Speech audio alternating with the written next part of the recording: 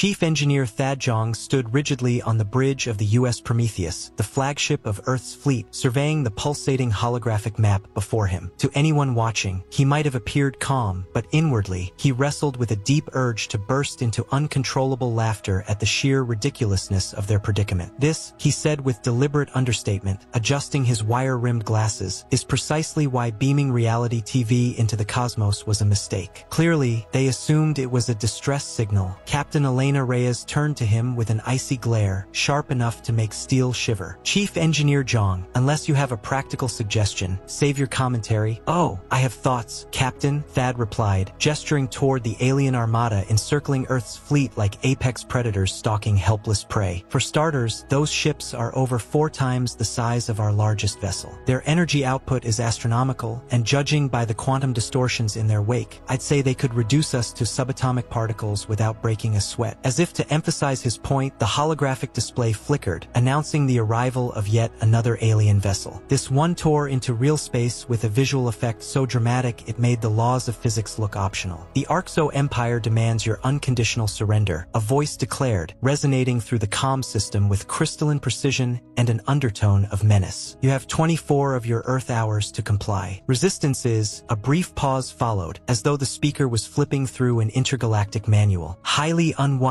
Thad leaned toward Lieutenant Park, murmuring under his breath. They didn't even go with futile, total amateurs. The alien ships hanging in the void outside the viewport were an awe-inspiring sight. Hulking, iridescent behemoths whose shimmering hulls resembled liquid metal, endlessly shifting colors like oil on water. Weapon ports bristled across their surfaces, numbering in the hundreds, if not thousands. In comparison, the Prometheus, humanity's finest achievement, felt as threatening as a kite in a hurricane. Chief Engineer, Captain Reyes said sharply, her voice steady and commanding, I need solutions, preferably ones that don't involve our immediate obliteration. Thad's hands moved deftly across the holographic controls, streams of data reflecting off his glasses. The good news, he said, pausing for dramatic effect, is that their ships are technological masterpieces. And the bad news? Reyes asked, her patience fraying. Thad glanced up, his grin equal parts mischief and defiance. Their ships are technological masterpieces. They're equipped with quantum-secured communication systems, shields that could mock our most advanced weapons, and an arsenal that would make our entire nuclear stockpile look quaint. I'm still waiting for the good news, Chief Engineer, Reyes said, arching an eyebrow. Oh, it's coming, Thad replied, his grin widening into the kind of smile that had once gotten him banned from an engineering competition. They're models of uniformity, Thad said, gesturing to the alien fleet schematic. Every ship runs on identical systems and protocols. It's elegant, efficient, flawless. And this helps us how? Reyes asked, her tone clipped. In my experience, anything flawless has a fatal flaw. We just need to find the right crack to exploit, Thad replied. He glanced at the timer. Preferably in the next 23 hours and 47 minutes. The bridge went quiet as the weight of his words settled over them. Outside, the Arxo ships held their positions, their weapon ports glowing ominously, ready to unleash devastation. Well, Thad muttered, flexing his fingers, if I'm going to make history, I'd rather it be for a breakthrough than as a casualty of humanity's last stand. Reyes straightened her jacket and locked eyes with him. Then let's make sure it's the former. Get to work, engineer. As Thad left the bridge, he smirked to himself. If this was how humanity was going to bow out, they'd at least go down fighting. And perhaps, just perhaps, they'd show these aliens the dangers of putting too much faith in perfection. You're asking me to hack aliens? Riley O'Malley said, staring at Thad with wide eyes. Her mismatched gaze, one green, one glowing blue, betrayed both disbelief and intrigue. This is easily in my top 3 most insane assignments. Think of it as a promotion, Thad replied, pulling up a hologram of the Arxo fleet's quantum data. You're leveling up from hacking Earth networks to saving the entire planet. Not bad for a career jump. Riley ran a hand through her white mohawk, a holdover from her rebellious youth that the military tolerated for her unmatched skills. You do realize their tech is light years ahead of ours, right? This isn't like that time I hijacked the Pentagon servers. Wait, that was you? Thad's eyebrows shot up. No wonder the Joint Chiefs couldn't stop humming Never Gonna Give You Up. Focus, Riley snapped. We've got less than a day before we're either enslaved or vaporized. Thad expanded the holographic display, pointing to the fleet's quantum signals. Look at this. Every ship has the same signature, the same protocols, no deviations. It's like they're running an ancient OS, and every single one is stuck on the same build. Riley's cybernetic, I hummed softly as it analyzed the data. data. Identical systems? No redundancies? That's reckless. Even our most uniform networks have unique identifiers.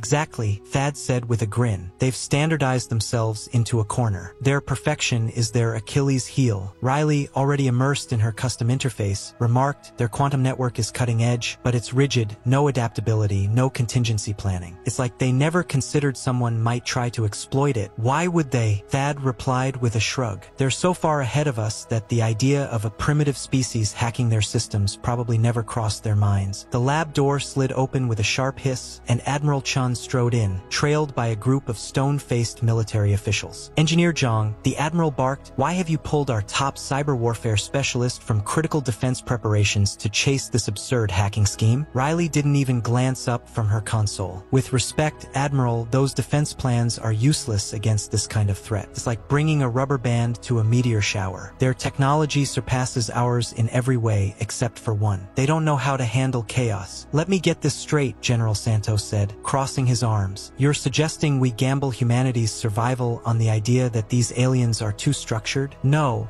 Thad interjected, pulling up a simulation on the central display. We're betting on our ability to turn their strength into their weakness. Their standardization means one vulnerability spreads like wildfire. Riley's already identified 3 potential cracks in their quantum protocols. Their encryption uses a base 12 system, which creates predictable gaps whenever their ships exchange verification signals. Riley's cybernetic eye glowed faintly as she continued working. It's like they built the most advanced vault in existence but linked every door to the same key. Crack one, and you crack them all. Admiral Chun pinched the bridge of his nose in frustration. And your grand plan is what? To somehow infect their systems with a quantum virus. Not quite, Riley replied, a mischievous grin tugging at her lips. We'll use their protocols against them. Every ship in their fleet is constantly communicating to maintain perfect formation and synchronization. If we introduce just a bit of imperfection, it'll ripple through their network. The simulation displayed a cascade effect, with the Arxo ships breaking formation and their systems turning against one another. The room fell silent as the officers stared at the unfolding chaos on the screen. This is lunacy, Santos muttered. You're proposing we put everything on the line for a hack? Whatever happened to real military tactics? Real tactics, Thad shot back. They don't apply when you're up against ships that can vaporize planets. The only option we have left is to exploit their blind spot, and Riley's the best there is at making systems do things their creators never imagined. You're looking at the person who once turned every traffic light in New York into a game of Pong. Riley arched an eyebrow. That was never proven. Admiral Chun exhaled heavily. You've got 2 hours, he said grimly. Show me this isn't just a pipe dream. After that, we move to a conditional military response. As the officers filed out, Riley flexed her fingers and smirked. 2 hours to hack an alien civilization. No pressure. Look on the bright side, Thad said, pulling up additional data from the Arxo quantum network. If we fail, there won't be anyone left to second-guess our methods. Riley chuckled, already immersed in the streams of alien code. That's the spirit. Now let's show these ultra-efficient aliens why humanity's greatest weapon has always been our ability to weaponize chaos. Above them, the quantum pulses of the Arxo fleet continued their rhythmic perfection, blissfully unaware that their flawlessness was about to become their undoing. Admiral Chen's conventional assault lasted precisely 6 minutes and 38 seconds. The U.S. Titan, humanity's most advanced destroyer, unleashed a volley of quantum-tipped missiles toward the nearest Arxo vessel. Its shields responded with a dazzling aurora of colors, absorbing the attack effortlessly, like an ocean swallowing a pebble. Moments later, the alien ship retaliated. Well, Thad muttered as the shattered remains of the Titan drifted into the void. At least we've confirmed their weapons can turn our best armor into cosmic glitter. He squinted at the data scrolling across his screen. Really sparkly cosmic glitter, though. Very festive. Riley didn't glance up from her workstation, where streams of alien code scrolled faster than most humans could process. Her cybernetic eye, however, tracked every detail. You know what's truly insulting? She said dryly. That wasn't even their primary weapon. That was their version of swatting a fly. The Arxo ships floated in eerie silence, their sleek hulls bending light and space around them like fluid sculptures. Their quantum drives manipulated the fabric of reality with the nonchalance of a master artist sketching on a napkin. Their weaponry operated on principles so advanced they made Earth's most sophisticated tech look like a child's first crayon drawing. They're not just advanced, Thad said, studying the data from the short-lived engagement. It's like comparing a black hole to a candle flame. We're not even in the same league, the US Normandy made an attempt at stealth, deploying Earth's finest cloaking tech. The Arxo fleet didn't even acknowledge its presence. A faint distortion rippled through space, and the Normandy's systems flickered out, its crew scrambling to eject before the ship folded in on itself and disappeared. 17 hours left, Admiral Chen's voice cut through the comm. "Tell me you two have something more productive than watching our fleet get obliterated." Riley's hands flew over her console, streams of data illuminating her face. "Actually, their overwhelming tech advantage might be the crack we need. They're so advanced, they've overlooked fundamentals," Thad added. "Explain," Chen demanded. Thad stepped over to Riley's console and studied her progress. As understanding dawned, he let out a low whistle. That's genius. Absolutely genius. They're so focused on quantum encryption and advanced protocols, they've completely overlooked primitive signals," Riley explained, her tone sharp with excitement. "Watch this," she demonstrated by transmitting an old-fashioned radio signal. "The Arxo ship sensors didn't even register it. It's like trying to hack a quantum supercomputer with a telegraph," Thad said, his enthusiasm building. "They've evolved so far beyond us that simpler technologies don't even exist in their frame of reference. Their filters outright ignore them." On the central display, another Earth ship disintegrated under the relentless precision of the Arxo fleet. The alien vessels moved in flawless synchrony, their actions calculated and coordinated through an impeccably engineered quantum network. "The real kicker is this," Riley continued, pulling up a diagram of the Arxo network architecture. "Their obsession with standardization isn't just extreme, it's total. They don't just share similar systems, they run identical code across their entire fleet. No updates, no patches, no variations. They achieved perfection and locked it in." Thad leaned closer, adjusting his glasses as he scrutinized the data. "And you found a vulnerability?" "Better than a vulnerability," Riley replied, her grin sharp and confident. "I figured out why they're so standardized. Their quantum systems are so interconnected, so absurdly intricate, that even the smallest inconsistency causes catastrophic chain reactions. It's not just a choice. They have to maintain this level of uniformity." The lab's displays came alive as Riley sent a primitive radio signal encoded with an archaic pattern Earth hadn't used in centuries. The signal passed through the Arxo's quantum defenses without resistance, a whisper slipping past a fortress. Moments later, minor disruptions began to ripple through their fleet's coordination. "No way," Thad muttered, watching the elegant synchronization of the alien ships falter. "It's like playing a single off-key note in a flawless symphony." "Exactly," Riley said, her fingers flying across the interface. "Their systems are so advanced, they've become fragile. They're impervious to complex attacks, but something so simple it's beneath their notice, it throws them off balance." An alarm cut through the air as the Arxo ships shifted formations. Their weapons charged, energy signatures spiking to dangerous levels. "They've noticed," Admiral Chen's voice came through the comm, tight with tension. "Whatever you're doing, make it quick. They're preparing to finish this." Riley's hands moved faster. "I can infiltrate their systems. I can even spread this disruption across their entire fleet. But their failsafes are counteracting too quickly. We need something bigger, something their protocols can't compensate for." Thad stared at the looming alien fleet, their overwhelming precision and power. A slow grin spread across his face, and he began to laugh. "That laugh," Riley said, glancing at him briefly. "That's your, I have a stupid idea that might actually work," laugh. Thad nodded, pulling up a schematic of Earth's outdated communication protocols. "What if," he said, his grin widening, "we don't just send them one wrong note? What if we send them every wrong note, all at once?" Thad proposed, a gleam of mischief in his eyes. Riley's cybernetic eye whirred as she processed the suggestion. "You're talking about flooding them with every signal?" "Exactly," Thad confirmed. "AM, FM, shortwave, longwave, UHF, VHF, throw in 56K modem sounds for good measure. Their systems are so optimized to counter advanced threats, they've never had to deal with a deluge of primitive noise. What happens when we drown them in every obsolete signal humanity's ever used?" Riley paused, her fingers hovering over her interface. "That's either the most brilliant idea ever, or the final mistake we'll make." Above them, the Arxo fleet shifted into position. Their weapon ports began to glow with energy levels capable of reducing Earth to ash. "Well," Thad said, already compiling a massive database of outdated communication protocols, "we're going to die anyway. Might as well give the galaxy's most advanced civilization a crash course in Intro to Primitive Tech." Riley grinned and got to work. "The funniest part? If this works, we'll save humanity by overwhelming them with the digital equivalent of cave paintings." Sometimes, Thad said, watching the alien power levels climb, "the simplest tools are the most effective." directive. They had 15 hours to save the planet or give the Arxo a history lesson in why perfection is a double-edged sword. Ladies and gentlemen, Riley called out to the engineering lab, now packed with every coder and systems engineer they could find. Welcome to Operation Digital Stone Age. Thad stood in front of the main display, which showed their bizarre arsenal of outdated communication protocols. What you're looking at is the most extensive collection of obsolete tech humanities ever assembled. We've got Morse code, dial-up handshakes, fax machine screeches, pager beeps, and yes, even the Nokia ringtone. Don't forget OL dial-up, someone shouted from the back. Already loaded, Riley replied with a wicked grin. This is the equivalent of lobbing rocks at a quantum computer. Just a lot of rocks. Outside, the Arxo fleet loomed, their formation as precise as ever. Their ships continued to pulse with overwhelming power, ready to obliterate the planet. Over the past hour, they'd been broadcasting a single emotionless message. Resistance has been noted. Termination imminent. Charming folks, Thad muttered as he calibrated the transmission array. All right, everyone, this has to be perfect. Their systems may be brittle, but they're fast. We'll only get one shot at this. Riley's cybernetic eye glowed brighter as she synchronized the attack. Think of it like crashing the galaxy's most sophisticated supercomputer by forcing it to run every ancient program at once. Their quantum systems are so fixated on perfection, on countering advanced threats, that they're completely unprepared for primitive technology, Riley explained. Team 1, Thad called, pointing toward the far side of the lab, you're on pre-1950 signals. Team 2, Golden Age radio. Team 3, early digital protocols. Team 4, you've got the worst of dial-up and outdated internet noise. Remember, the messier, the better. On the central display, the Arxo fleet shifted into their final attack formation. Their weapon ports flared with energy so intense the ship's sensors screamed warnings. 5 minutes until they're in optimal firing range. Admiral Chen's voice crackled through the comm. If you're going to do something, now's the time. Starting transmission, Riley said, her fingers moving rapidly across her interface. Phase 1, releasing the dinosaurs. The first wave hit the Arxo fleet, a chaotic barrage of Morse code, analog radio, and ancient television signals. At first, the alien ships didn't respond, their advanced sensors oblivious to the primitive communications flooding their systems. Phase 2, Thad commanded, leaning over his station. Time for the golden age of communication chaos. The second wave unleashed a cacophony of AM and FM radio signals, early satellite feeds, and primitive digital broadcasts. The monitors flickered as tiny disturbances began appearing in the Arxo fleet's perfect formation. They're starting to notice, Riley said, her cybernetic eye tracking the subtle disruptions in the alien ship's quantum signatures. Their systems are trying to interpret the data but can't make sense of it. It's like forcing an AI to process stone carvings. Phase 3, Thad shouted. Let's hit them with the digital revolution. The next wave launched a flood of corrupted data, dial-up modem screeches, and archaic internet protocols. On the display, the Arxo fleet's precise formations faltered as their systems struggled under the barrage of incomprehensible information. Their quantum network is destabilizing, Riley reported, her tone rising with excitement. They can't ignore the signals anymore, but they can't process them either. It's disrupting their entire synchronization. The alien fleet's weapon ports flickered erratically, and a message blasted across all frequencies. Cease this primitive interference. Your actions are futile and irrational. They think that's incomprehensible? Thad grinned. They're about to find out what real chaos looks like. Final phase, people. Dump everything we've got. Every failed signal, corrupted file, and broken code in human history. Let's bury them in it. The lab erupted into action as every station unleashed the final barrage. Decades of humanity's technological missteps were fired at the Arxo fleet. Fragmented binary, scrambled packets, garbled transmissions, a tidal wave of digital junk. On the main display, the once perfect formation of the alien ships dissolved into chaos. Their movements became erratic, their weapon ports dimming and reactivating unpredictably as their quantum systems buckled under the relentless assault. The Arxo fleet's flawless formation disintegrated as their standardized systems struggled to process the relentless onslaught of primitive signals. Their quantum network is destabilizing, Riley reported, her fingers flying over the controls. Their standardization is crumbling. Each ship is reacting differently, which is creating even more chaos. Keep the pressure on, Thad ordered, his eyes glued to the monitors as the alien ship's energy outputs fluctuated erratically. They're nearing their breaking point. The once imposing vessels began to move unpredictably, their weapons cycling on and off in random patterns. A garbled message echoed across the comm channels. What is this? Primitive. Impossible. Impossible. Riley let out a sharp laugh, launching another wave of digital mayhem. Welcome to humanity, Arxo, where technological evolution doubles as creative chaos. Here, have every mistake we've ever made. The alien fleet's advanced quantum network, designed to withstand the most sophisticated threats in the galaxy, began to buckle under the weight of outdated, chaotic signals. Their ships drifted out of formation, their weapon systems faltering as their uniform protocols collapsed. They're trying to reboot their systems, Thad observed, scanning the fluctuating readings. But they've lost synchronization. Each ship is compensating differently, and that's just making things worse. The tension in the lab was palpable as the crew watched their audacious plan unfold. By weaponizing humanity's chaotic history of technological missteps, they had turned the tide against the most advanced civilization they had ever encountered. Now, they could only hope it was enough. 1 minute to optimal firing position. Admiral Chen's voice crackled over the comm. Whatever you're doing, make it count. The fate of Earth hung by a thread as their digital barrage of antiquated technology continued to hammer the alien fleet. Thad watched the pandemonium play out and thought, sometimes the best weapon against the future is the past. 3 days after the event that would come to be known as the Great Digital Downgrade, Thad and Riley stood together on the observation deck of the Prometheus. Outside, the once mighty Arxo ships were being escorted by Earth's considerably smaller fleet. The alien vessels moved awkwardly, like clumsy drivers unfamiliar with manual transmission. You know what's ironic? Thad mused, adjusting his ever-slipping glasses. Their ships are still more advanced than ours. They just can't use most of their systems because reconnecting to their quantum network is too risky. Riley nodded, her cybernetic eye tracking the stuttering movements of the alien vessels. Turns out perfect isn't so great when one glitch can bring down the whole system. They built their empire on uniformity, and we tore it down with the chaos they never planned for. The surrender negotiations had been shockingly brief. It seemed even the Arxo Empire, in all its sophistication, understood when it was beaten by a species that had mastered the art of turning its own flaws into a weapon. As it turned out, an advanced civilization forced to operate their ships on emergency backup systems was highly motivated to avoid further conflict, especially when those backups were equivalent to technology humanity had been using for decades. Did you see their expressions when we laid out the terms? Riley said, grinning. I didn't even know aliens could look that insulted. Well, we did tell the galaxy's most advanced civilization to embrace imperfection, Thad replied with a chuckle. Imagine being told your ultimate flaw is being too perfect. The terms of surrender had been straightforward. The Arxo agreed to maintain peaceful relations with Earth, share select non-military technologies, and, most importantly, introduce variation into their overly standardized systems. In exchange, humanity promised never to deploy their arsenal of primitive signals against the Arxo again. The funniest part, Riley said, glancing at an Arxo ship awkwardly attempting a basic maneuver, is that they'll probably spend decades trying to defend against an attack that's pointless once they actually make the changes we demanded. Thad laughed, shaking his head. So, we won by making them do what they should have done in the first place. That's poetic in its own way. Below them, Earth turned peacefully on its axis, blissfully unaware of how close it had come to annihilation, or that it had been saved by humanity's chaotic ingenuity, the digital equivalent of pelting rocks at a quantum computer. You know what this really proves? Riley said, her mismatched eyes reflecting the starlight. Our greatest strength isn't our technology, our weapons, or even our resilience. It's our chaos, our ability to look at perfection and think, sure, but what if we broke it just for fun? To chaos, Thad said, raising his coffee mug in an impromptu toast. May we always value the beauty of a good mistake. As they watched the Arxo fleet limp away, their former precision now shattered by the very standardization they had relied on, both couldn't help but appreciate the irony. In trying to force humanity to conform to their perfect order, the Arxo had instead learned the power of imperfection. Sometimes, progress isn't about striving for perfection, it's about embracing the messiness of growth. And no one, as Earth had just demonstrated, embraced chaos better than humanity.